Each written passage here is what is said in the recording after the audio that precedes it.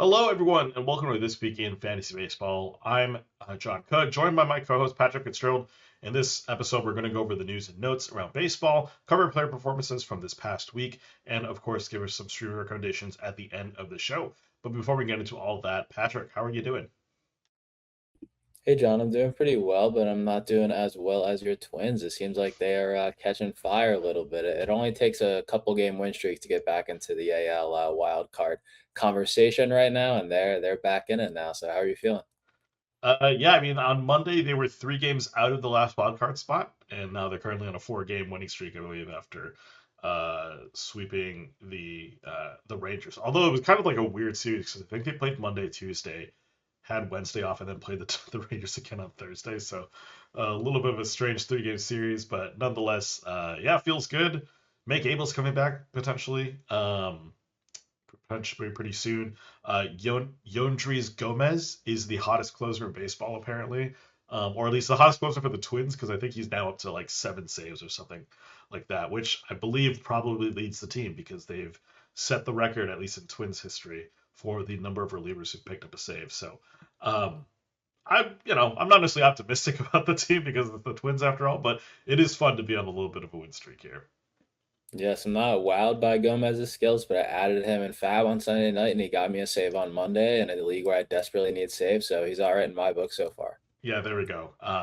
Shout out to just a team full of guys, or specifically a bullpen full of guys who I didn't know played baseball before this season. So that's yeah, that's that. And of course, like we're running the hot streak with Ryan Kreider at shortstop, who I'm sure is a household name for everyone. So yeah, it's a weird time for Twins baseball. Getting the most out of what you might not be too wowed by on the on paper. Exactly. Yeah. How are the fantasy streets going for you these days?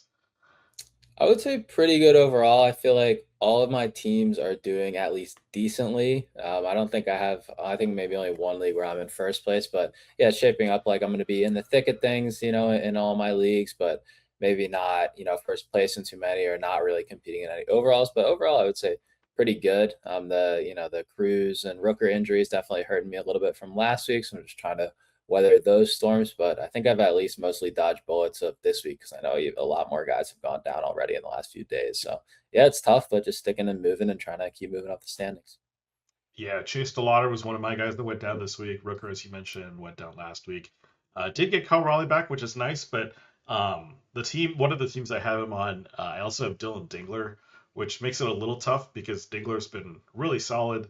And then it's a one util league, and I also have Shohei Ohtani, so it's kind of this weird scenario where I'm like, I start Dingler over Raleigh? That feels wrong, but Dingler right now has had a much better season than Cal, and I obviously can't start Cal over Shohei, so it's going to be one of those interesting roster situations that I'm going to have to figure out over the next week or so until maybe Dingler falls off, and then it makes sense to keep Cal in the catcher spot.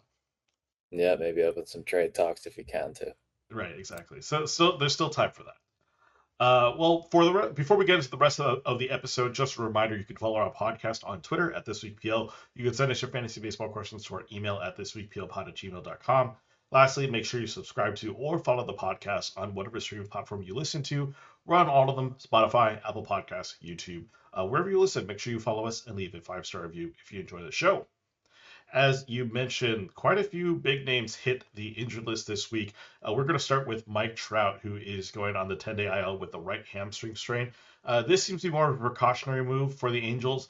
They kind of expect a minimum stay for him. And honestly, probably if they thought it was just a tiny bit better, it's probably a good chance he wouldn't have actually hit the list. But yeah, Mike Trout's going to be out for about a week or so. As we mentioned, Chase DeLauder currently out with a rib fracture.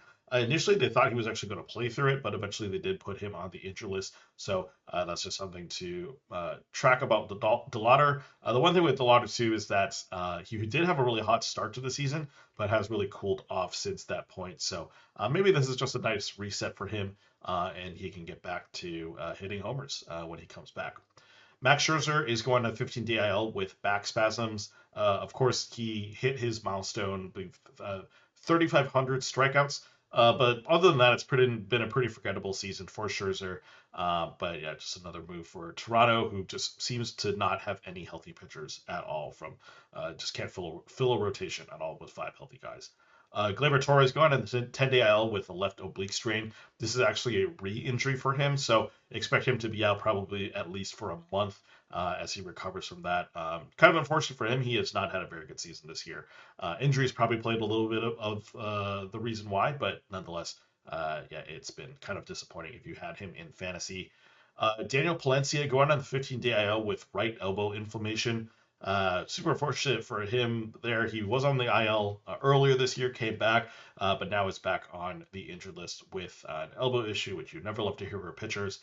Angel Martinez going on the 10-day IL with a broken foot, expected to be out for at least a month, if not longer. And he had a really solid season this year. Had second base and outfield eligibility in most leagues. Was a really decent contributor. I think had double-digit homers. Had cooled off a little bit as of recent, but still was a really good contributor at second base in most fantasy teams. So unfortunate to see him out. Randy Arena going on the Tadeo with a strained hamstring. And then this happened, I believe, last week or earlier this week, actually. Jose Ramirez and Vinny Pasquantino both dealing with hamate fractures because of that broken bone in the hand, which a bunch of people earlier this season also dealt with. So, who's this? Who knows how quick their return is going to be? You could be returning like in the form of Jackson Chourio, who's been really, really solid, or Jackson Holiday, who has not been very good since his return. But yeah, a lot of injuries, as you mentioned, a couple big names for sure, and guys that are starting probably in all depths of leagues, not just, their 12 or 15 teamers. Yep, second base position definitely gets a little thinner with, Gleyber and Martinez going down, even though neither one is premium options, and a lot of outfield injuries here too. And then J-Ram, yeah, that's a tough one, first round guy going down. I think he's dealt with this injury in his other hand before, as a switch hitter. So clearly he returned from it okay eventually, but yeah, we'll see, we'll see, in the short term if he's able to heal quick and get back on the field, because I know the managers that have him will desperately be wanting to get him back in there. Yeah, I think the timeline there might be 6 weeks at least. I mean, I know for sure All-Star break, but now we're, kind of mid to late June. So, we're only really looking at 3 to 4 weeks here till the All-Star break. So probably, end of July is maybe when you'd start to expect to, see J Ram back at least in the majors. Yep, and I think, stream ahead, all streams go against Cleveland at this point with him out and Martinez out too. Obviously Ramirez is the bigger loss there, but he's really the best bat in their lineup. And the Lauder too. That's three starters right there. So big blow in Cleveland. Yeah, for sure. In terms of returns from the injury list, I already mentioned Cal Raleigh. He batted second in all 3 games since his return, played 2 games at catcher, one at DH. Drake Baldwin back, also catcher. Homered in his first at bat, so good for him. Gives that Atlanta team much needed depth at catcher because they had been trotting out a bunch of just dudes. I believe like Sandy Leon, we've made that joke a couple times, was catching for Atlanta. Aaron Sabali came back for the A's, 3 innings, 2 strikeouts, 2 walks, 9 hits, and 6 earned runs. He had a nice little run at the beginning of the season before going out with injury, but now, I mean, yes, this is still ill, but I can't see any specific reason to go out and grab him off your waiver wire. Vaughn Grissom has played in 2 games so far for the Angels. He's batted fourth and fifth, so has a nice little premium spot, I guess, in the Angels lineup. But the Angels lineup is what it is. Obviously, Mike Trout's out now, so it's hard to say whether Grissom is really going to be any sort of value even in deep leagues. Tommy Edman, he's also back from the 60-day IL. He went 0 for 4 on Wednesday, batted leadoff and played third base, but he was batting leadoff only because Shohei actually did not bat. It was his data pitch, and kind of what the Dodgers have been doing from time to time is not putting him in the lineup, and so Edman batted first, but I doubt that that's going to be really a thing that's going to stick for the rest of the season. So just keep an eye on him. Edman also doesn't have a ton of value anymore. The multi-positional eligibility is nice, but the fact that he's just not stealing too much, you're kind of just relying him on just average and homers. And yes, he has some decent position eligibility, but I don't know if that's going to be enough to make him valuable on even like 12 teamers. Ryan Helsley back from the injury list, so closer leaves and Daniel Palencia, another one comes back in Helsley. He saw action in Wednesday's game, but it wasn't a save situation, I believe. So, did throw 9 pitches, but, didn't get any sort of stats from that.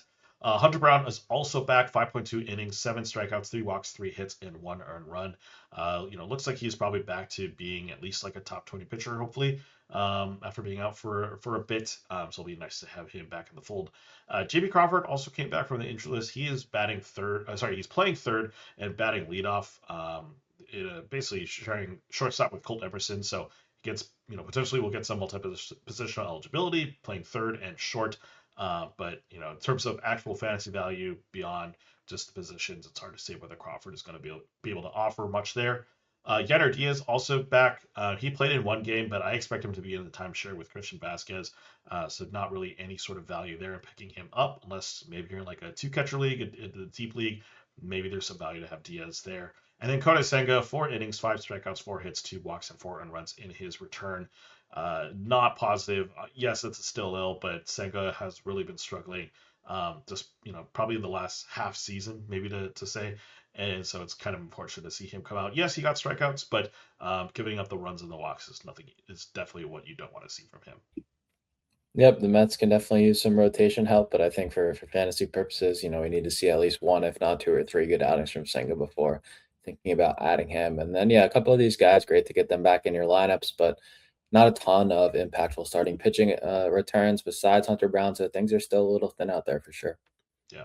So it makes streaming kind of important, but also the streaming landscape is also pretty thin right now with Gotta be just with how careful it out looks. there. Yeah.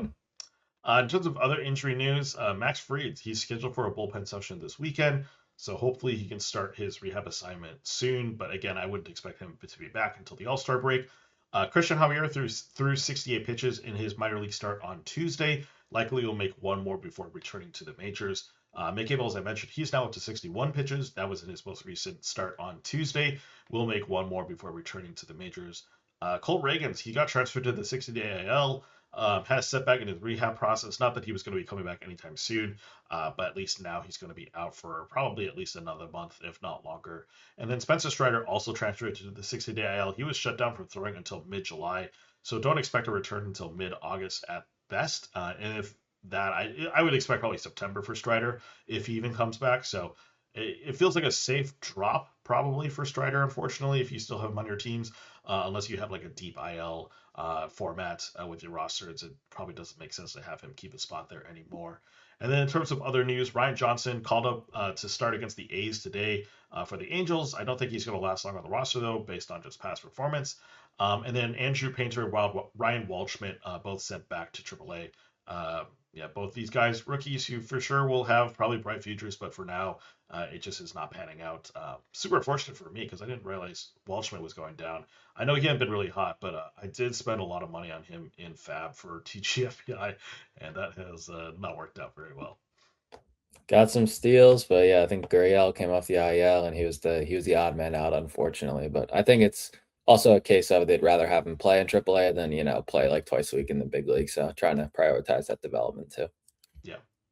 But yeah, some big pitchers and like changing their status in Reagans and Strider, but yeah, unfortunately, it's just not for the better. It's for the worse, and it's kind of the hard part with some of these guys who are really good pitchers, throw really hard, but just have chronic elbow issues, and that's just something you have to deal with. All right, that is it for injury updates. We're going to move on to player performances, starting with June 12th, last Friday.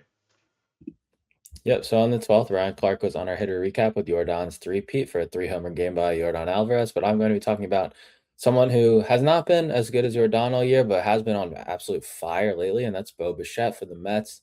On Friday, he was 2 for 3 with 2 homers, 2 runs, and 6 RBI. Easily his best night as a Met with a dominant performance against Atlanta. And it's kind of about time. Bichette struggled, pretty much across the board offensively for almost the first half of the season in his first year as a Met. A 299 OBP is really kind of his worst category. And Ryan feels like every time he writes about a struggling player, he says that maybe this will be the game where they turn things around. But he's not super in on Bichette and has kind of been a low person on him because he does have bad plate discipline. He is a little bit of a free swinger and struggles to get on base consistently.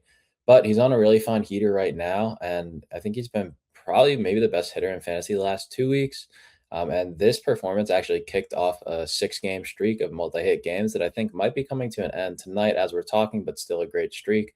And where do you think he ends up compared to his excellent 2025, where he hit over 300. I think it was 18 homers and around 180 runs and RBI. So definitely lagging behind in the average department compared to last year. But do you think this heater will be enough to get him back on pace with last season, or do you think that that was more of a high water thing and he's going to regress a pretty significant amount? Yeah, I mean, the good thing is that his counting stats last year like weren't so otherworldly that he can't reach them. 78 runs, 94 RPI, 18 homers. He's like approximately half of that in all his categories. I think average is the one place you mentioned where it is a dip, right? 311 last year, now 254 this year. OBP has also suffered as much basically because of the hitting. But I think he probably could reach those counting stat targets. And probably equal those by the end of the season, right? Like we're not exactly halfway through the year, we're getting close, but he's on track to at least beat his run total. Um, the stolen bases, those just don't exist anymore for him, unfortunately. He probably could get to 18 homers next at the end of the season. So yeah, where I think he ends up, I think it's going to be worse than last year because of the dip in average. But I think counting stats wise, he's probably going to get close to those numbers that he had at the end of 2025.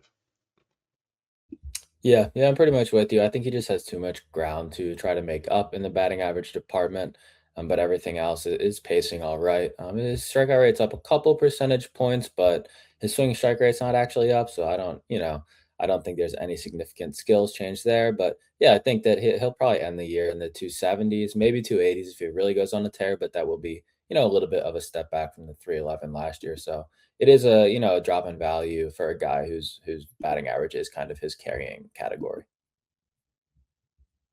So on the pitching side, on the 12th, Don't Stop By Believin' was Jake Crumpler's SP Roundup. Shout out for Jake for helping out with the SP Roundups these days. But we're not going to talk about Tanner Bybee. I feel like we just have to talk about Jacob Misiorowski and his historic performance in a complete game, Maddox against the Phillies on Friday night. Of course, he got the win with 9 scoreless innings, 1 hit, no walks, and 15 strikeouts, 26 whiffs, 43% TSW on only 95 pitches. Absolutely dominant performance. He set the record for most strikeouts in a Maddox, which of course is a shutout with under 100 pitches thrown. And yeah, he's just racking up accomplishments, racking up accolades. He has a .17 ERA across his last 8 starts, lowest ERA in an 8 start span in MLB history. Broke his own record with 12 strikeouts on pitches, 100 miles per hour or faster. And he broke another one of his own records, hardest pitch ever by a starter, 104.5 miles per hour, which I believe was a strikeout to Kyle Schwarber. So he's just doing, kind of alien type things. He's our SP1 now on Nick's list. Is he your SP1 too, just given this absolutely dominant, 3 month stretch we've seen? Yeah, absolutely. I think he's clearly right now the best pitcher. I mean, Twig School might have something to say about that, but the strikeouts alone from Mizorowski are really impressive. He's got nearly a 40% strikeout rate. But I think what's also impressive is just the kind of the consistency, right? He's at 87 innings over 14 starts. So he's going deeper into games, which is impressive. The strike rate's really, really solid at I believe it's at 67%. Yeah, 67.4%. So that's why he's able to be so efficient. And I guess really the most positive thing for me is just that his walk rate's not crazy. 6.7% compared to the 11% it was last year. That was always the knock against Mizbrowski was his command. And he's been able to figure it out this year, basically just throwing a bunch of strikes, and it's working out for him really, really well. And I think if he's able to kind of continue that command part of his game, it's just going to be really impressive for him. Obviously, he's not going to have a Maddox every game, but if he can at least just stop giving free passes like he was last season, then I don't see a reason for him to not stick at that SP1 for the time being.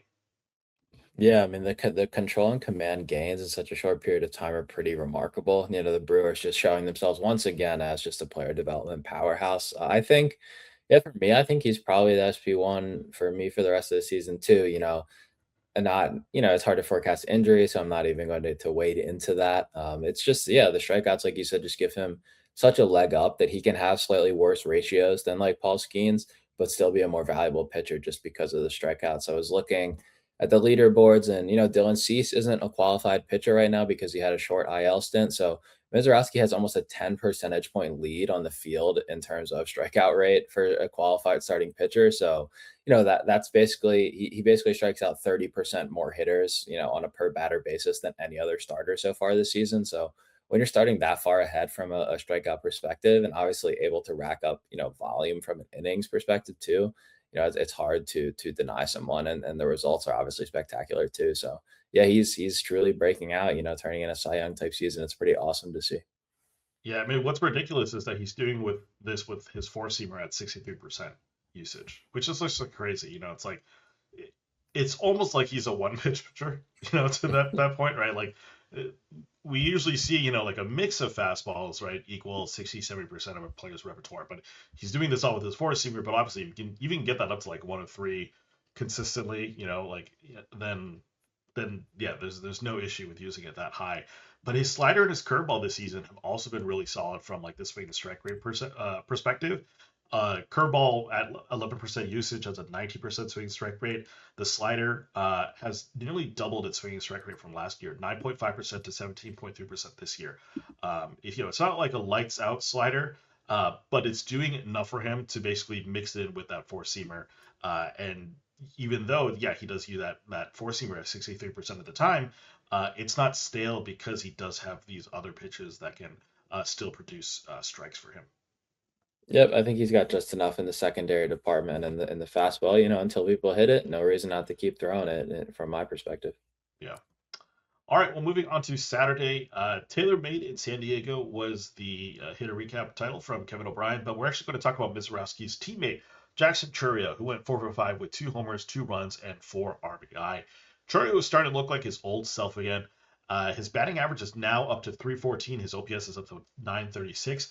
And just a reminder, he was actually out for a couple months because of an injury that he suffered in the World Baseball Classic. So he's only at 173 plate appearances, whereas a good amount of the league is already kind of clearing 300 plate appearances. However, he is catching up, and Kevin O'Brien thinks actually that he could be an NL MVP dark horse if he keeps this up. He has had, I believe it's 8 homers now on the season, which obviously doesn't look like a ton. I believe now he's actually at 10 homers and 5 stolen bases. So, he's for the last 2 seasons, Chourio has had 2020 seasons, and decent average. Obviously, the average for now 314, which is pretty good. And assuming he does get another 2020 season again, do you think Chourio kind of finishes the season as a top 10 outfielder? Does he kind of regain?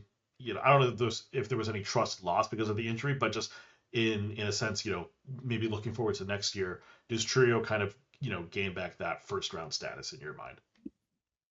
Yeah, I think, he's got a little bit of ways to go because of the time missed, but I like his chances of getting back into the top 10 at outfield. I do think it'll be the back end of the top 10 just because of the injury. I also, he's a very well-rounded player and a well-rounded fantasy player, but I don't think kind of similarly to Julio Rodriguez, I would say he doesn't have necessarily like a carrying fantasy tool. He hasn't even reached, the 30-30 heights that J-Rod did once. So yeah, he's showing some nice bat speed gain. He's making a lot more hard contact than usual, but he still does, chase a decent amount and strike out a decent amount, which I think means that this batting average is going to fall under 300 pretty quickly. But I think he's poised to be, an above average contributor in every single category. So yeah, I like his chances of getting into that back end top 10 in outfield. But I do think next year, if the price is, late first, early second round again, I think I will probably be passing. But he is a really nice, well-rounded hitter, and is showing some growth. And he's still so young, right? He's 22 still, and this is his age 22 season. So yeah, he's doing some pretty great stuff. Yeah, it would be nice if Chourio could get to that 30-30 mark. But yeah, right now he's just not there yet. But yeah, you mentioned he's young. There's still plenty of time for him to grow into, being a more premier baseball player. But yeah, from a fantasy perspective, I kind of agree. It's probably a little end of first round's probably a little too rich, especially when there are other 30-30 guys probably out there. But yeah, Chourio for sure. At least is a very solid contributor to all 5 categories. And that's going to help in any sort of league, just maybe not a guy that you want to invest a first round pick into. Yeah, but if you're a never pitching early type of guy, given how 2 of the 3 aces have done so far this year, I could understand going with Chourio, but I don't know if that'll be my decision. Yeah. Well, again, thanks to Jay Crumpler for the SB Roundup article. Sweet taste of an Alvin Soroka, talking about Michael Soroka, who had a really solid start on Saturday. Unfortunately, I think I dropped him for that start, so I'm definitely ruining that a little bit. But we're not going to talk about Soroka. We're talking about Kevin Gausman of the Blue Jays. Went against the Yankees in a no decision, 7 innings, 1 run, 1 hit, 2 walks, and 7 strikeouts. Gausman had a little bit of a rough patch. He had 2 poor starts where I think he went 5 innings, gave up 4 runs, or something like that. Just basically not any sort of fantasy helpful starts. But now he's back. His splitter was actually really solid in this one. Got a gallows pole, a bunch of whiffs. He had 15 whiffs on the secondary alone. But yeah, the fastball, the four seam was really good, stealing strikes here and there, and then the splitter was, getting chases as usual. Still one of those pitchers who just shows how it's possible to be a pretty decent ace or a pretty decent pitcher at least with just 2 pitches. And yeah, he currently has 8 quality starts in 15 total. So pretty solid consistency numbers there. He's got a 3.41 ERA, a 1.03 WHIP. So okay ratios. Maybe an ERA that we don't love, but the WHIP for sure. Really like. But yeah, Gausman has a history of going up and down throughout the years, at least the past few years that he's been in Toronto.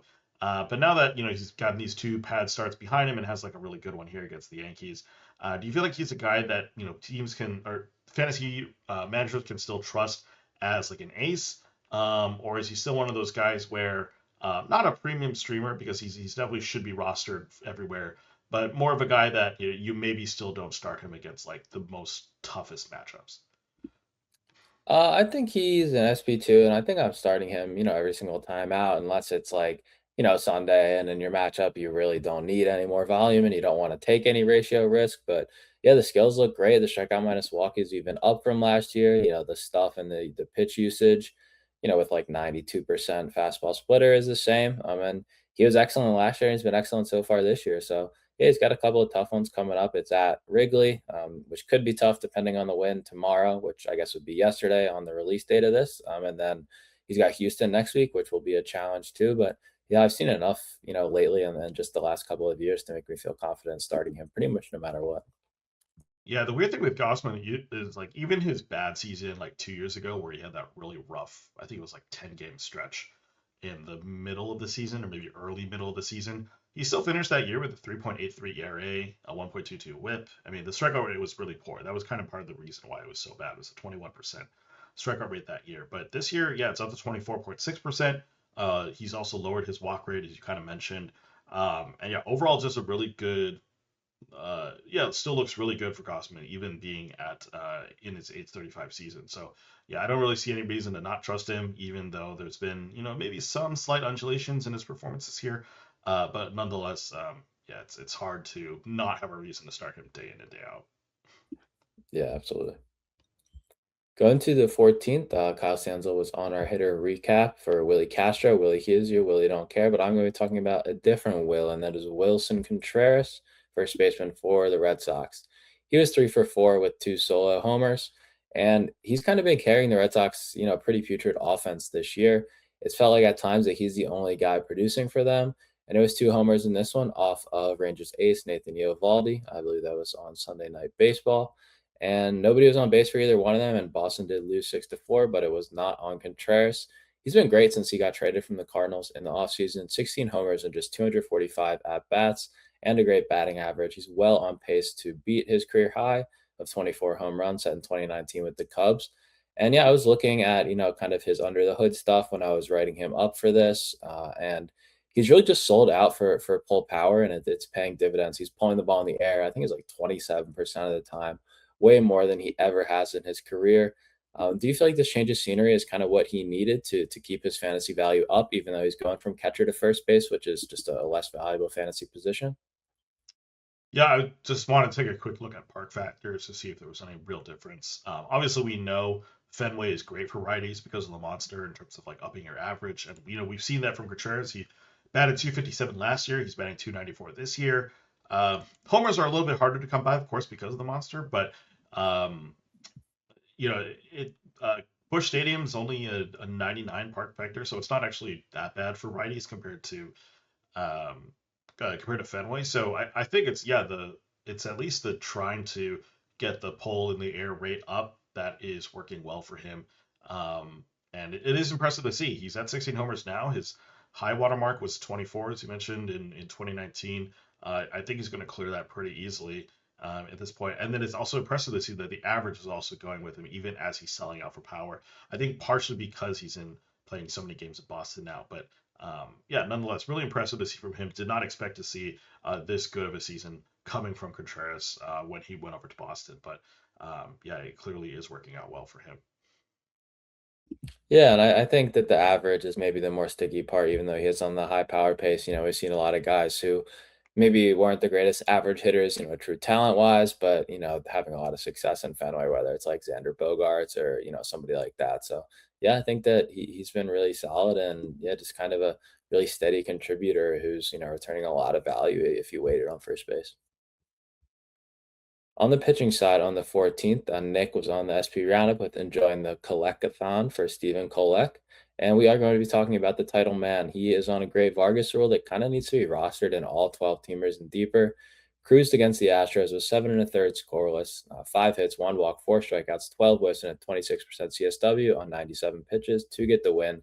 And now over his last 6 games, which is nearly 40 innings, so he's eating a lot of innings, 1.59 ERA and a 1.01 whip. Just a great heater that justifies, starting him until he struggles. It's the Cardinals and then looking like back-to-back starts against the Rays. But, for Nick, it's also about the approach. And Kolek just has that deep arsenal that he's pounding the zone with, which is what you see in a lot of Vargas rules. So he's got the four seam and the sinker that made up 40% of his offerings in this one. And then he also mixes in the slider, sweeper, cutter, and changeup. Each of them had at least a 63% strike rate. So he is really just filling things up with everything, even if the individual pitches themselves aren't necessarily that special. So Kolek doesn't have, disgusting stuff or insane skills, but he has shown the last year and last year too that he's just capable of eating innings. So do you feel like he's a must roster? And given just the great ratios recently, how many bad starts would you need to see to, bench or drop him in a 12? Yeah, I mean, it's interesting to think about how many bad starts I need to see. I mean, I think back-to-back starts against the Rays is going to be a really tough test, right? That's one of the best teams in the AL, and the Royals are not. So I think also the fact that he's had 4 wins in 8 starts pitching for the Royals is impressive. Um, I'd like to see how he fares after those 2 starts against the Rays. I think if both of those end up being games where he just gives up, a bunch of hits, then maybe I start to worry. But he's Kaufman is a great park, I think, for pitchers still, even after they brought in the fences a little bit. His BABIP doesn't seem aggressively low. I mean, it is 250, but good for 81st percentile in the league. But it's, I wouldn't say I'm worried about how lucky he's getting there. I mean, the worrying thing about him is just the fact that he doesn't really strike out a bunch of guys, but he does not walk a lot of guys either. So he just has, really solid stuff that's able to induce outs, which I think is impressive. It's just nothing about his profile screams to me as like a guy who can sustain this for long because he's not getting the strikeouts. But nonetheless, I mean, that's kind of the thing you go with Vargas rules. You kind of just go until they fall off. And I think if you saw 2 bad starts in a row, that's probably maybe where I start to think about cutting bait. Yeah, I think for maybe 2 bad ones or one just like completely terrible one. It is going on now though, almost a full season's worth between this year and last of him having like a low threes ERA and a 1-1 whip, which is obviously super useful regardless of your format, even if the strikeouts are low. So yeah, I would need to see some struggles. It does look like one of the Rays matchups might end up being the White Sox instead, but they're also swinging it pretty well. So I don't know if that's, too much of a better matchup either. So yeah, maybe some stiff tests on the horizon for him, but he's clearly, really in a groove right now. Yeah, he doesn't get it. He doesn't really earn a bunch of stuff with ground balls. I mean, he's got a decent ground ball rate, 48%. Does do a good job of like limiting fly balls. It's only at 21% for there. So, that's probably adding to the fact of he's got a really good defense behind him. It probably helps a ton if you're able to induce ground balls like that. And maybe that's part of the recipe of success is that he does a good job with the team that he's got behind him. Yeah, yeah, definitely. All right, moving on to Monday. Reap What You Crow by Ryan Amori, talking to PCA, who just has been going off on a heater ever since we talked about him on the podcast. So you can thank us all a little bit later. But we are going to talk about Dylan Cruz of the Nationals. Went 1 for 4 with a homer, a run, and 3 RBI in this game. Yeah, Cruz, let's just say the season has not gone very well. He started the season in AAA, and he's had 100 plate appearances so far this year and the majors, and it's not pretty. A 189 average, 230 OBP, and a 337 slashing line. So none of those numbers, not very good. But Ryan kind of thinks maybe the reason is just the plate discipline. A 36.7% chase rate kind of suggests those swing decisions might be part of his issue. He was on a 5-game hitting streak as of Monday. He is still kind of in the middle of a Nats lineup that's been surprisingly decent on offense this year. And Ryan still thinks he has plenty of upside. I mean, that's to be fair. Like Cruz, I believe, is still only 24. The problem is he just doesn't have any has not had very much to show for this card sit in the majors, and because of that really putrid OBP at 230, he also can't get on base, so he can't really show off his speed either. I think he's only at like 2 or 4 stolen bases this season. Let me check quick. It's 2 stolen bases. And this is a guy who last year at least was able to steal 17 bases.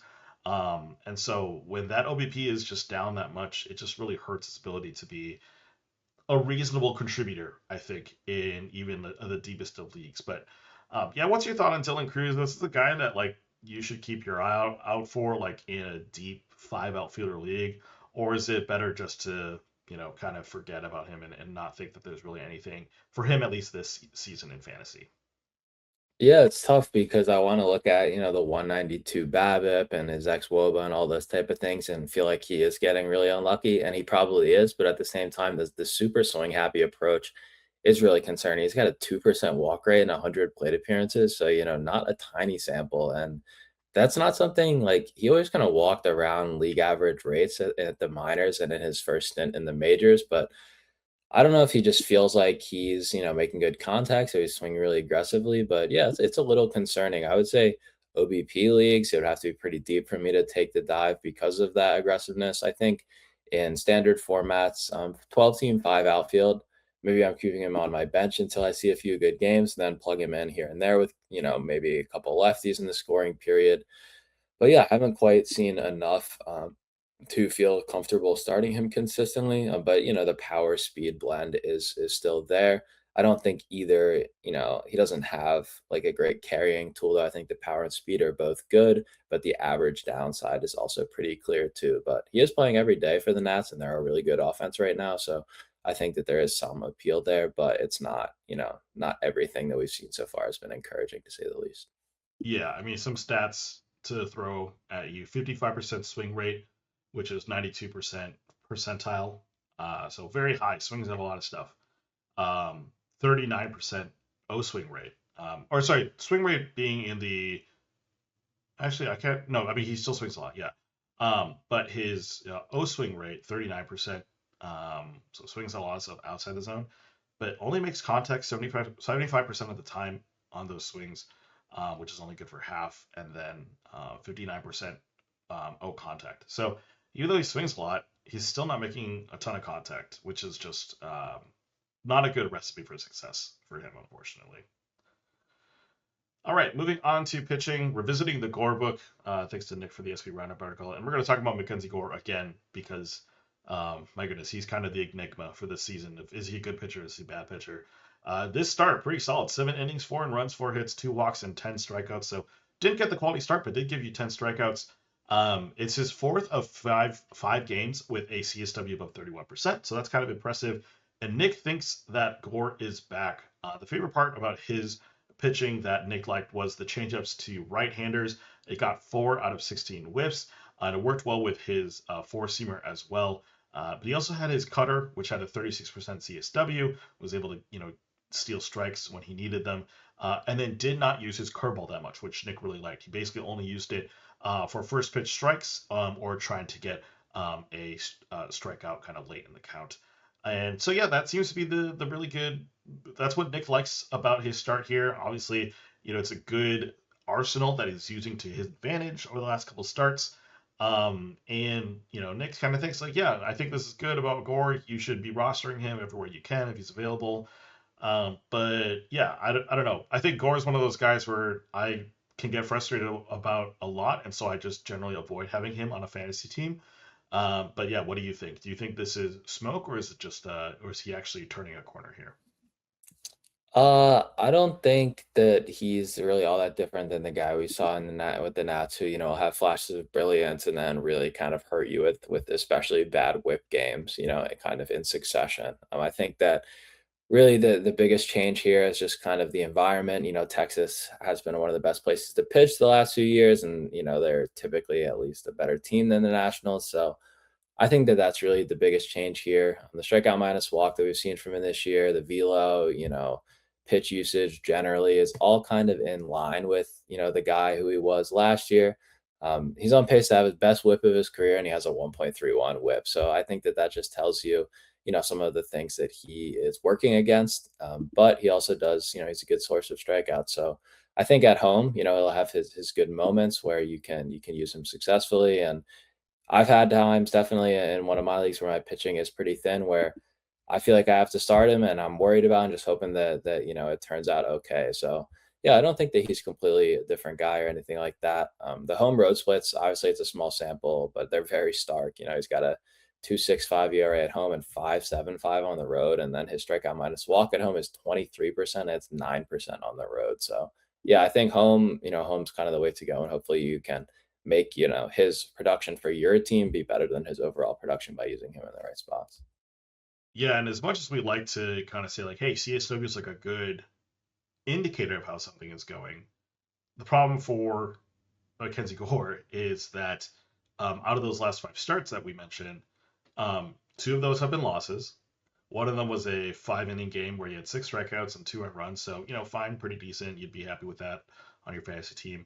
One of them was a gem. A win against Kansas City, 6.1 innings, 4 hits, no earned runs, but weirdly only 3 strikeouts.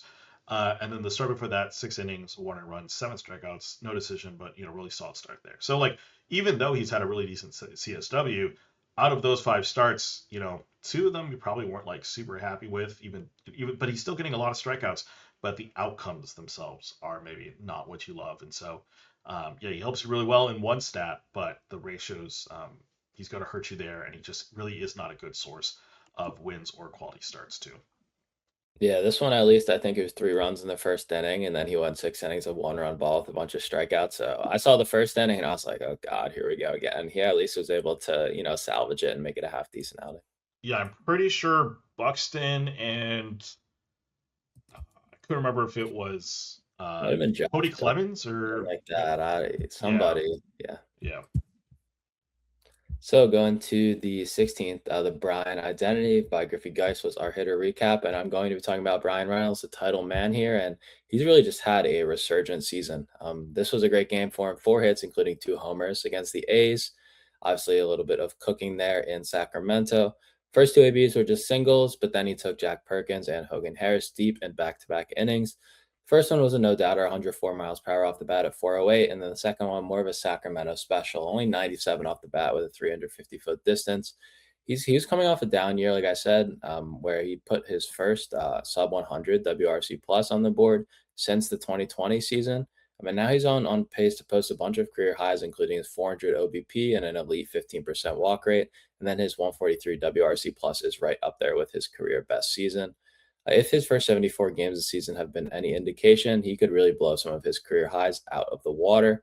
And yeah, what we've seen from Reynolds is kind of getting back to, vintage Brian Reynolds. He used to get drafted in the back of the top 100, which is a 2010 pace with a really solid batting average and good counting stats.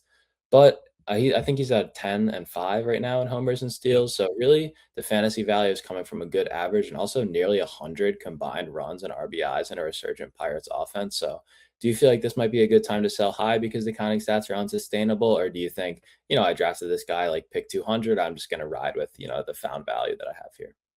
Yeah, I have Reynolds, I believe, in 2 leagues. Both of those leagues, I think I picked him off the waiver wire, if I'm not mistaken. Both were shallow-ish leagues, like 10 to 12 teamers. I think it's going to be hard to sell Reynolds though, because I just look at his stats and the first thing obviously you go to is just homers and steals, right? That's the first thing everyone looks at, and you're like 10 and 5. That's not very good. And then the average is decent at 283, but it's not like an otherworldly like 300 that would attract people. So I don't. I mean, if I think if you could sell high, if you don't feel like this is the runs and RBI are sustainable, I think it's worth giving it a shot to see what you can get back. whether it's like a solid SP3 or something like that. Um, but to me, like I look at Reynolds and he looks like a guy who I think other managers will see a potential drop candidate. I don't think people are going to be going to pick up Ryan Reynolds, unfortunately, because I look even on him. I have him on my fantasy teams, and even I look at his stats sometimes. And I'm like, he's just all right. There's nothing really incredible about him. But that combined, like that 50 runs of 47 RBI is really impressive. I don't want to take that away from him. 283 average, really, really solid as well. So honestly, I'd rather just keep him on my team at this point because I think whatever value you can get from Reynolds in a trade, it's just not going to match what his output's going to be. Yeah, I think if you're not getting someone back that you think could be right on the edge at the top 100 for the rest of the season, then I think you just hold and enjoy the production. And the Pirates, I think the counting stats are a little bit unsustainably high, but they're tied for third in WRC plus. They're fifth in runs right now. I think especially against righties, they're really productive. So might be a little impacted by O'Neill Cruz and Connor Griffin being out, but they clearly, are able to score runs with, Lau and O'Hearn being huge acquisitions. So yeah, I think his pace is obviously going to slow. He's not going to finish, probably in the top 50 like he is right now. But yeah, I think if you're not getting someone back that you view as a meaningful upgrade to your team, just hold and enjoy the stats he gives you, very well-rounded production. On the pitching side, Noble Gasser was Nick's SP roundup for Robert Gasser, but I'm going to talk about Logan Gilbert, who pitched against my Orioles in this one, and one of two gems that the Mariners threw against the Orioles in this series that just wrapped up with Brian Wood today. But for Gilbert, he got the win, 7 innings of one-run ball, 2 hits, 1 walk, and 10 strikeouts, 19 whiffs, 33% CSW, and 94 pitches, so super efficient outing. And Gilbert's pushing for his ace is going to ace tag to return and really just bullied Orioles hitters with the fastball in this one. 63% zone rate on the pitch, while everything else was 21% or lower. The slider got a lot of chases, though, 37% CSW and a 63% strike rate, despite only 5 out of 19 in the zone. Nick is still getting frustrated by Gilbert's kind of inconsistent approach in terms of pitch usage and execution, and that's part of the reason why he hasn't regained that ace is going to ace status. But next couple of matchups on the horizon, it's looking like home against Boston, which is obviously really a struggling offense, and then at Cleveland, which they're really weak right now, like we talked about, and then home against Toronto. So 3 easy starts there. And is he getting back to ace status in your eyes, or are you still a little reluctant to put that label on him? Yeah, I mean if you just took the last 5 starts in context, yeah, definitely A status. It's just, the ERA looks bad just because of some really poor outings previously in the season.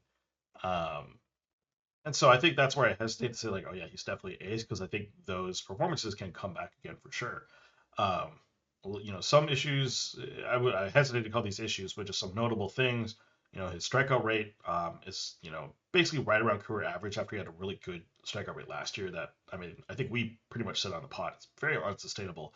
Had a 32% strikeout rate, and yeah, this year it's at 26%. But beyond that, like that's kind of the biggest change in terms of stats. Everything else looks about the same. So I don't know if I'd call him an ace, but I'd call him a really really good SP2. Is maybe where I'd put him at, and he's going to have the occasional dud here and there. That's why his ERA is, not the pristine number maybe we'd wish it was, but at 3.43.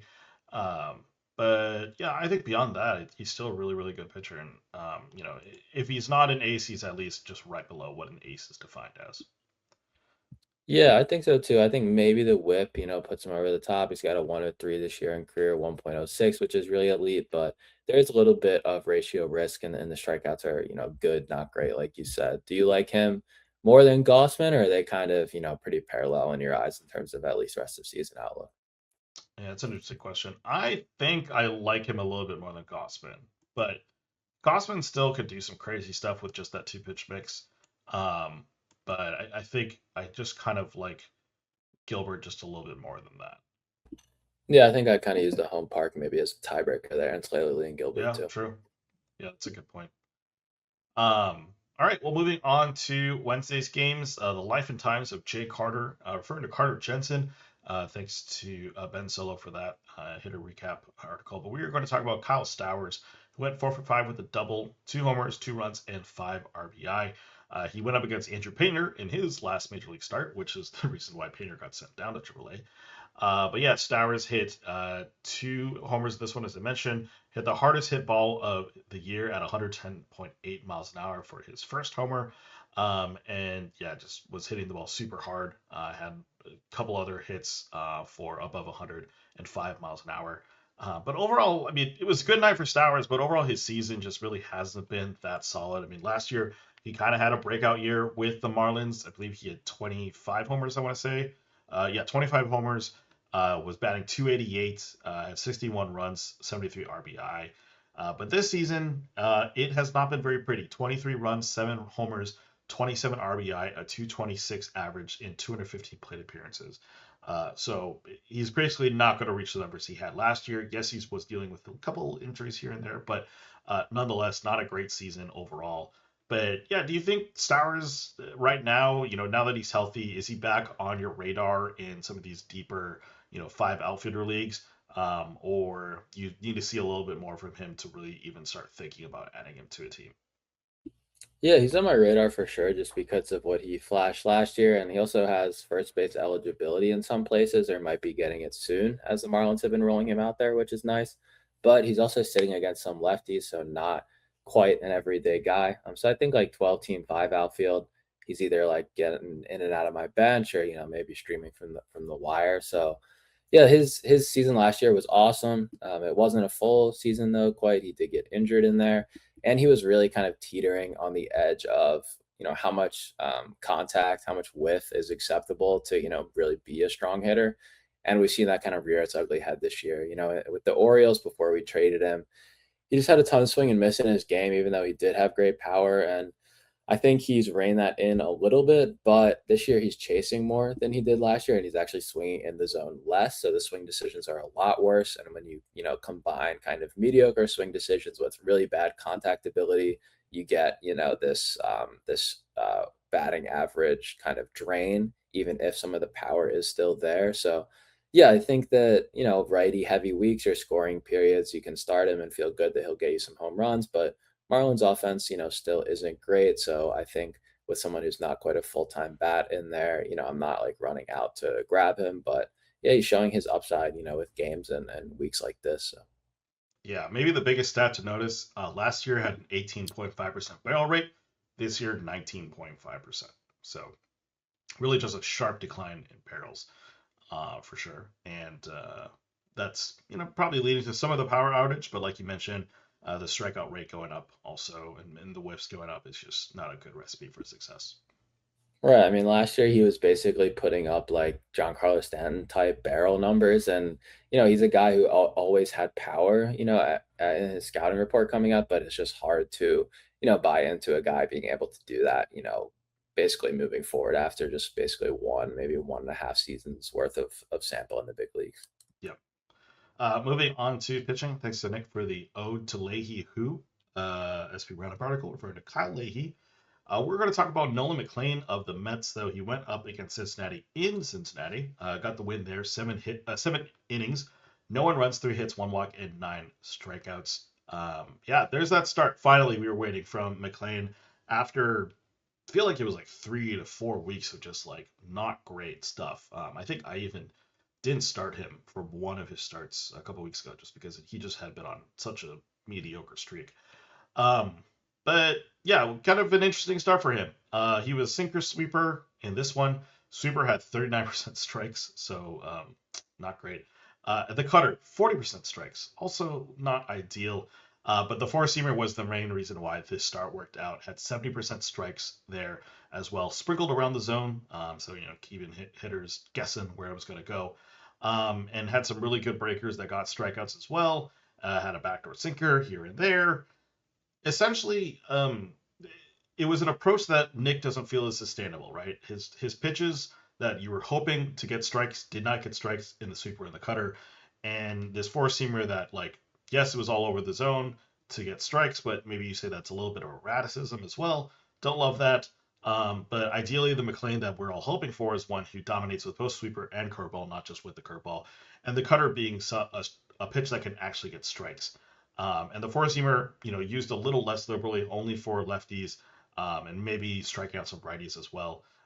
But McLean, previously had, I believe, a top 10 ranking in Nick's list. I think he's dropped since that point because of these series of bad outings. But yeah, how do you feel about McLean going forward for the rest of the season? Do you think he can kind of retain a status, or do you feel like he's kind of settling into the pitcher that he's going to be for the rest of the season? Yeah, I would have him more kind of SP2 and maybe slightly behind Gilbert and Gausman, a couple other SP2s that we talked about today. It is funny though, because I expected, obviously regression from last year's amazing debut, but I expected it more in the whip department. But he actually, he has a 1.09 whip, which is still really solid. I was just worried about, some of his control and also approach to lefties. He's definitely still as much better against righties, but the four seamer, he's been leaning on that a little bit more against lefties to, not have at least completely, terrible platoon splits. But yeah, overall, I still feel good about him. And I think, yeah, if he ends up as a kind of mid-tier back end SP2 for a guy who's drafted, like pick 90, I think you're pretty happy with that result. So yeah, I think, maybe he's not just going to be completely dominant, from day one in his big league career, like it seemed like maybe based on how he did last year and then his first couple starts of this year. But yeah, overall, I still feel decent about him over, as a pitcher. I think that those two 6 and 7 earned run outings where he really, really struggled, I think that those are going to be an anomaly, and you might only see like maybe one more of those this year. Yeah, I mean, he clearly has the stuff, right? 28% strikeout rate, but like any other young pitcher, he struggles with the command, 9.3% walk rate. And I mean, based on kind of Nick's analysis was for this start, he's still kind of figuring out his arsenal just a little bit, right? What works for him, what doesn't. If a pitch isn't working for him, does he have another one to fall back onto? In this one, it seemed to be the fastball, but in other cases, right, when he does have the sinker sweeper going, right, like he can be cooking absolutely. But yeah, it's just kind of the growth I think that we're seeing from him, and just hopefully we can work on that command to get the walk rate down a little bit. But yeah, for sure his stuff at least is still really good, as evidenced by those strikeouts. Right. If you want to be a little careful, with him and some matchups where it's a ton of lefties in the lineup, like that one where he got blown up by the Nats, I could understand that. But overall, I think you're seeing a really strong SP2 here. Yeah. All right, that is going to be it for player performances this week. We are going to move on to streamers, and we have a trio of guys from 2 weeks ago who kind of had mixed results. Yeah, so 1-1-1 basically on those three streamers that you had. Walker Bueller had a two start, 9 and 2/3 with 9 strikeouts, and he got one win with two earned, but a 1.65 whip. So I think the ERA good, whip bad and one win. I see that as a push, gauge jump with the loss, but not a disaster. He just got no decision in 5 innings, 6 strikeouts, three earned, and a 1.2 whip. And then Dustin May, we thought maybe it'd be a two-step, but it was not. So he still is a win though because he threw 6 scoreless innings with a .83 WHIP and got the win. And then yeah, last week the four guys I recommended, three of the four of them haven't pitched yet, so we'll recap those next week. And then yeah, this week I'll have four guys for you. First one is Andre Palante, 26% Yahoo, 44% CBS.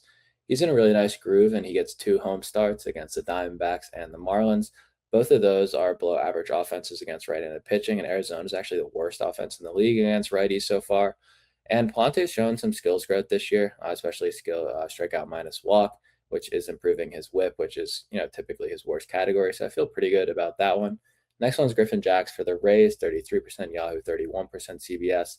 He gets a home start against the Royals, who also are a struggling offense, even though I think tonight they did put up a bunch of runs. Next one is Martin Perez. He was recommended last week and got his schedule mixed up, but he still is looking like he's going to go at the Padres next week, and they're second to last in the league against lefties in WRC plus. Then lastly is Sean Burke. He's of the White Sox, 21% Yahoo, 34% CBS, and he gets one start against at home against that Cleveland offense that we mentioned is really struggling. And yeah, Burke is going into that one with some momentum because he got the win against the Yankees tonight. He came in after an opener, but finished the game. So 7 1/3, one earned, and 8 strikeouts. So yeah, hopefully he can carry that momentum into this Guardian start.